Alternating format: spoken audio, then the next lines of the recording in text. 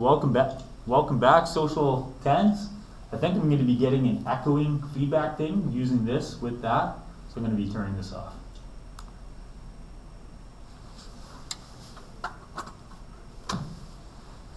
Today we're looking at globalization and identity. That's the first unit of the year. Chapters 1, 2, 3, and 4 of the textbook. So at the end of this unit, we want you to not only understand globalization, the interconnectedness of us as a species, but we want you to understand how that might impact us on our sense of self. How does that impact our identity? So in order to understand that, we've looked at one possible outcome, homogenization.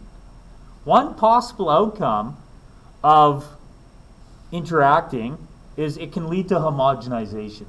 What is homogenization? In review, it's global sameness. And we've explored that homogenization for some is a force that needs to be celebrated because they enjoy how it makes things predictable and efficient and familiar. And they believe it's through homogenization we can together face common challenges and promote common concerns like human rights. But there is a negative side, and that's the idea that uniformity and conformity can lead to an erasing of uniqueness. This is similar to the first word that I'd like to talk about, which is assimilation. Assimilation. So what is assimilation? Assimilation can be seen as an equation.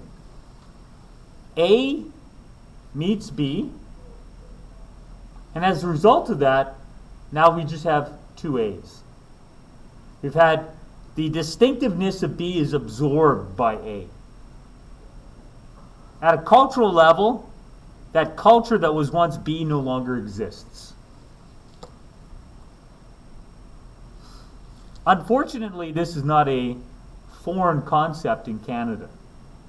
Historically, here in Canada, the federal government attempted assimilation with our Indigenous people. A had met B.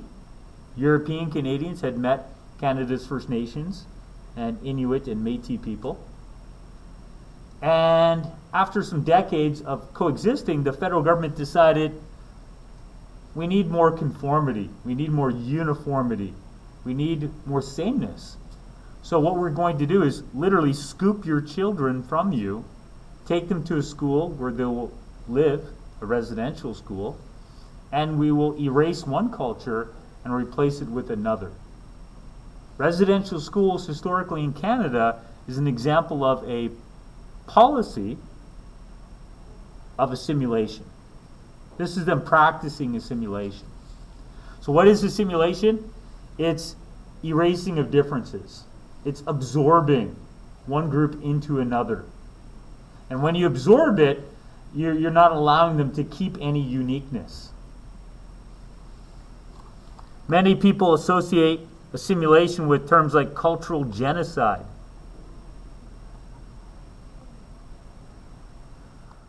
So what assimilation is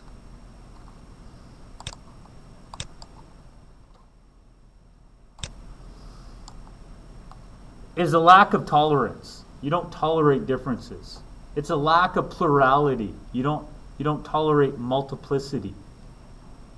You're trying to get rid of diversity, trying to get rid of differences. So one word I'd like you to leave here today knowing more about is assimilation.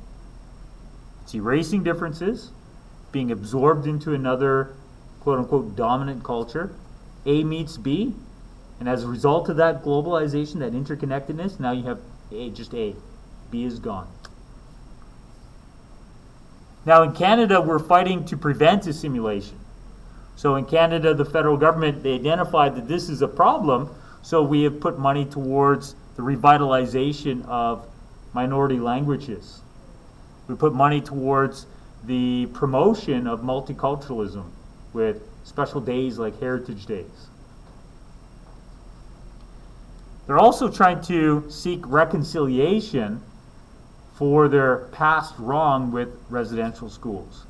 And last September, there was the first Truth and Reconciliation Day.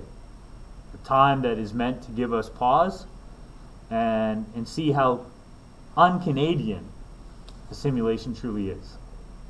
Canada proclaims itself to be a mosaic. We are great because we allow people to be different cultures. Assimilation is the opposite of that. So the first term is assimilation.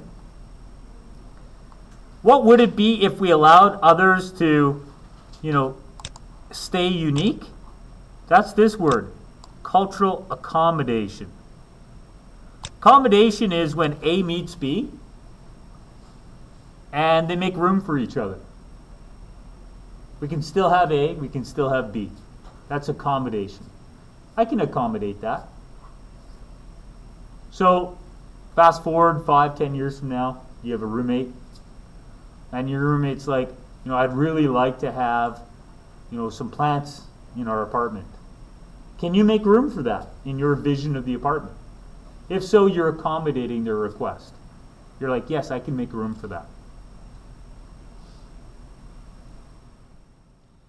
Student in my class might ask to sit at the front.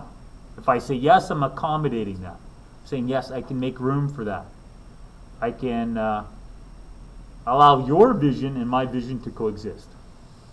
In Canada, we have had some examples of this practice. The one that we often use on tests is within the RCMP. The RCMP have a Stetson as a part of their uniform. Stetson's like a cowboy hat. It's a part of their dress attire. But some cultures already have a cultural attire. So historically, many Sikhs were trying to become RCMP officers. But if they already wear a turban, you can't put a Stetson over top of the turban. So the RCMP looked into it. And then they said, in the spirit of tolerance, in the spirit of plurality and multiplicity and multiculturalism, we can accommodate you. We'll make room for you. That you can be an RCMP officer, and instead of wearing a Stetson, you can wear your cultural attire. You can wear a turban. That's cultural accommodation. Cultural accommodation is the opposite of simulation. Simulation, A meets B, and A says, you can't still be B. You have to be A.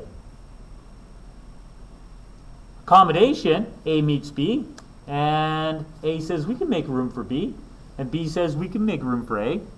So when we globalize, when we interconnect, there's going to be some kind of changes to our identity, our identity.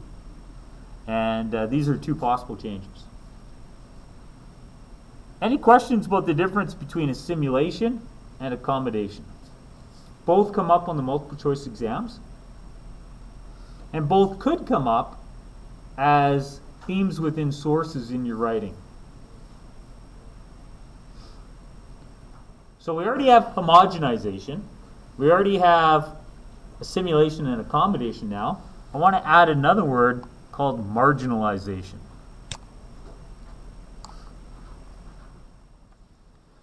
So marginalization could be that A meets B, and they can't absorb B. B's not going to become A, but they want to push B so far out of the picture that people forget B's even there. So the term marginalization comes from paper that used to have margins, right? Maybe you have some lined paper right now and there's margins to it. The center of the paper is where the power is. If you push someone out of the core to the periphery, to the margins, you're taking their value away. Marginalization. When you marginalize people or different groups within society, you're taking their value away from them. Again, unfortunately, in Canada, there have been cases of marginalization, including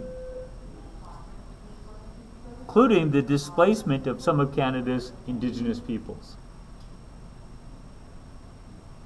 So maybe most famously, there are times when the Inuit people were relocated up north. Talk about marginalization. We're going to push you to a northern island, maybe even forget you're here. And now, your lands that are your traditional lands, they're our lands that we can end up exploiting for resources. That's an example of marginalization. Now, in a typical Canadian sense, we've tried to deal with the legacies of past marginalization. So in 1999, as you can see in the notes there, the Inuit people have negotiated with the federal government for self-government, and now we have the creation of Nunavut, where they can have a political state based on their traditional values. Instead of marginalizing them, we are now saying, here's an area where your culture, your values, can become the bedrock of the community. So marginalization is the opposite of vitalization. Right? Vitalize means to make strong, marginalize means to make weak. So what we need to do in social studies is really understand the language. If you end up struggling with the multiple choice, it's because you're struggling with the language. Language can be easy if we learn it little bit by little bit. There's some other terms associated with identity. So we've looked at assimilation, we've looked at marginalization and accommodation now. We've looked at homogenization. The textbook is going to talk about acculturation on page 58.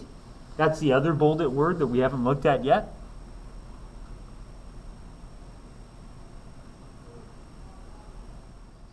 Acculturation just means that A meets B, and now A and B are different.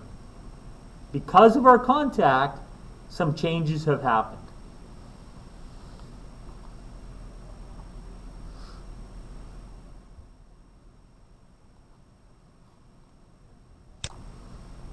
So there's not a lot of content in related issue 1, but when you get to your exam, these are the words that you're going to end up seeing. So I wanted to make sure I paused here today and went over them with you.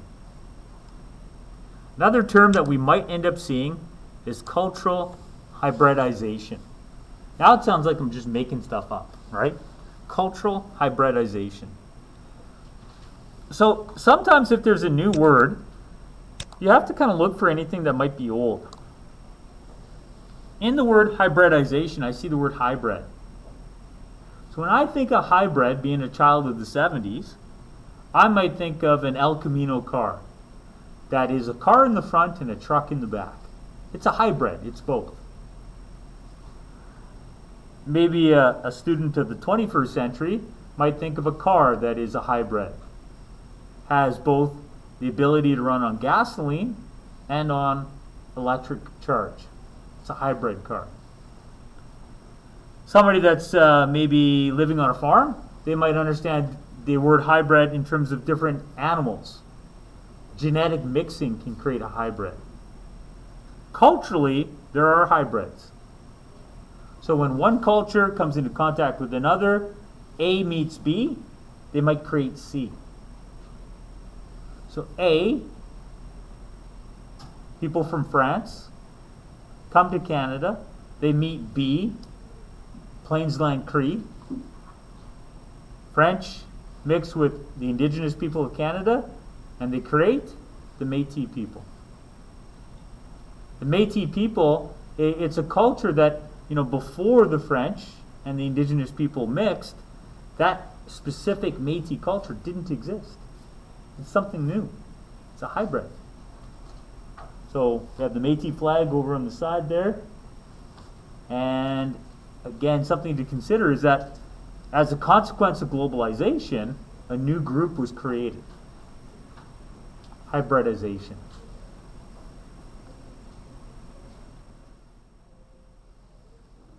I do want to talk about one more concept with you, one more term, and that is the term glocalization. Talk about a word that sounds made up. So glocalization, just going to bring up the first lesson of the year. Glocalization, when you look at the word, you can see within it the word local.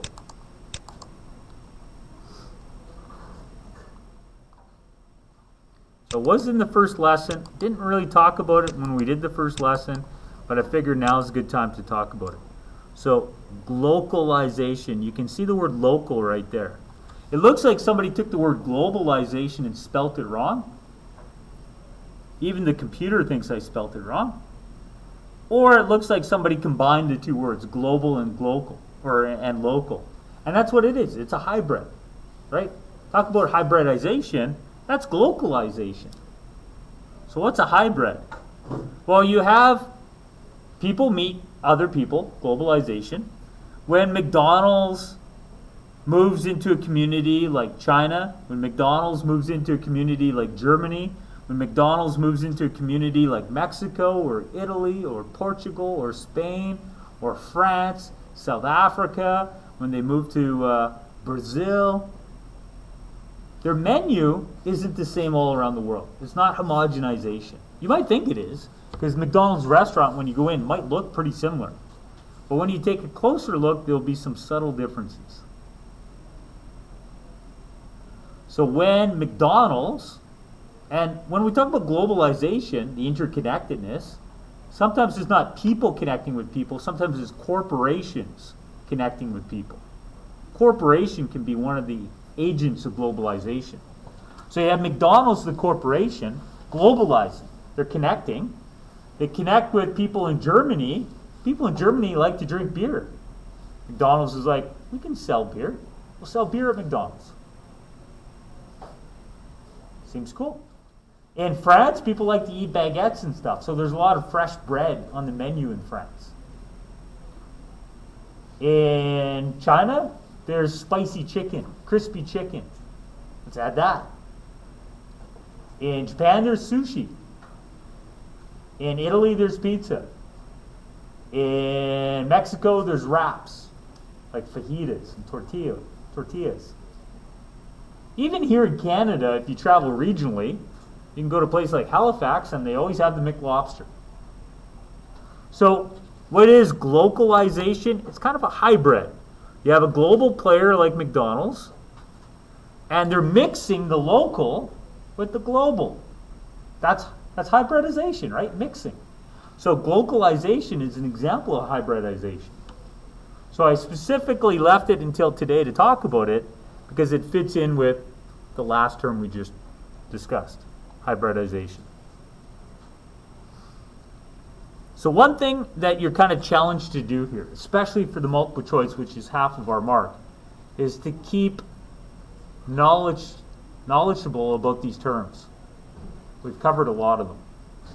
One other term that I should have mentioned that we've talked about that I didn't mention here is the word Americanization. When we talked about